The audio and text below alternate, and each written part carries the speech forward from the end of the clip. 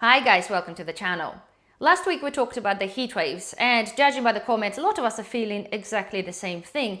UK unfortunately is changing. Whether it's to do with the climate change, media hype or anything else you want to call it, the reality is every time it gets hot in this country, the normal life starts to struggle really quickly. And the biggest problem unfortunately is not the temperature, it's the fact the UK is not actually built for heat.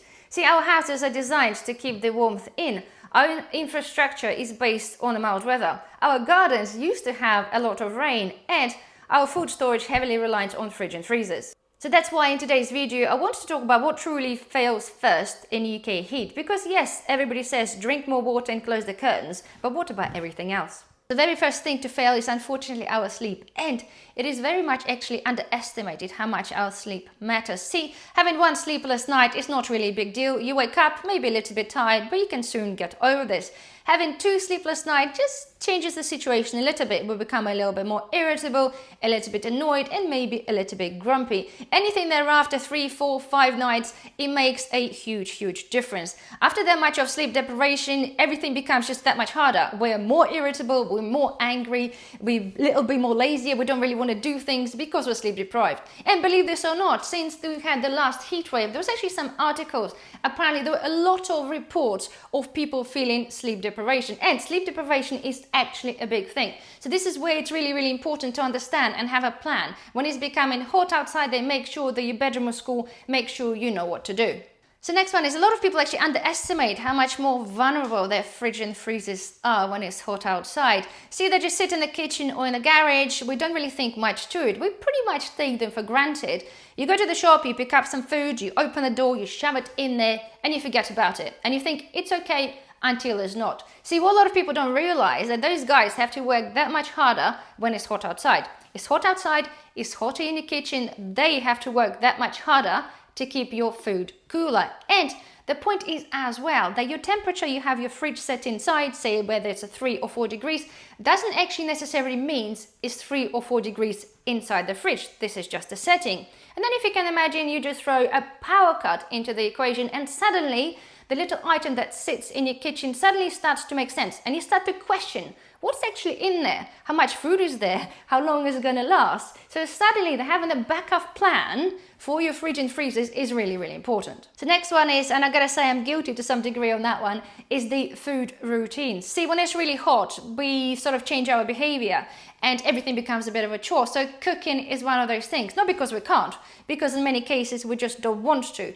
And then when people start to resort to basically eating random things, we talk about maybe ice lollies, sandwiches, snacks, basically things that don't even require thinking or preparation whatsoever.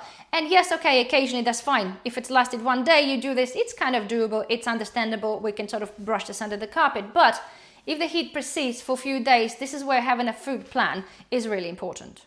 So next one, unfortunately, the water habits fail next. And when people hear, well, you need to stock up on some water, automatically they're thinking there's a little bit of the overreaction. But if you think about it, when it's hot outside, humans drink more, pets drink more, your garden will require more water, and if you have children, chances are you'll have paddling pool to fill. And if there's any issue with the supply or water pressure, you will notice this quickly. And I'm not saying taps are going to be running dry every time there's a heat wave, but what I'm saying is every sensible household should have a backup plan. The next one is the garden and food growing unfortunately fails or suffers next. A lot of people will say, yes, of course, plants will love the sunshine and the warmth. They do to some degree, but when you do have prolonged sunshine and a hot spell, a lot of plants will suffer. Things like your lettuces will bolt, your coriander will bolt, radishes will bolt, and unfortunately things like the beans and peas will probably fail to set.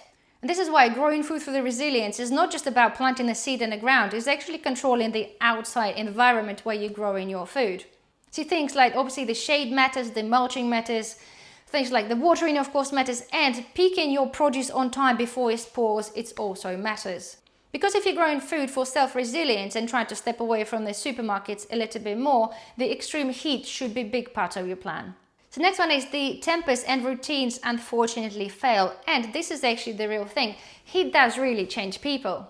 When people are hot, hungry, dehydrated and not sleeping, they become a little bit more snappy. Children tantrum, the house gets messier, everybody becomes lazy, and unfortunately some plants fall apart. This is where the household management is actually a very big part of the preparedness. So don't leave the jobs that need doing to the late in the afternoon when it's really, really hot.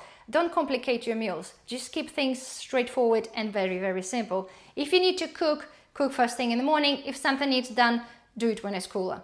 See, resilience is actually keeping your household functioning when the outside conditions are less than ideal. And then last but not least is the shops getting really, really weird. First of all, and most of all, a lot of things do get sold out pretty quickly. And what's left is the people who are not prepared scrambling for last things, like we've seen currently happening with the air conditioning fans, ice creams, and many other things. This is why exactly every household needs a plan. The sensible plan for the weather we're clearly getting more often. Anyway, guys, I do hope you have enjoyed this video. Don't forget, thumbs up, comment down below. Otherwise, thank you for watching. I see you next time. Bye-bye.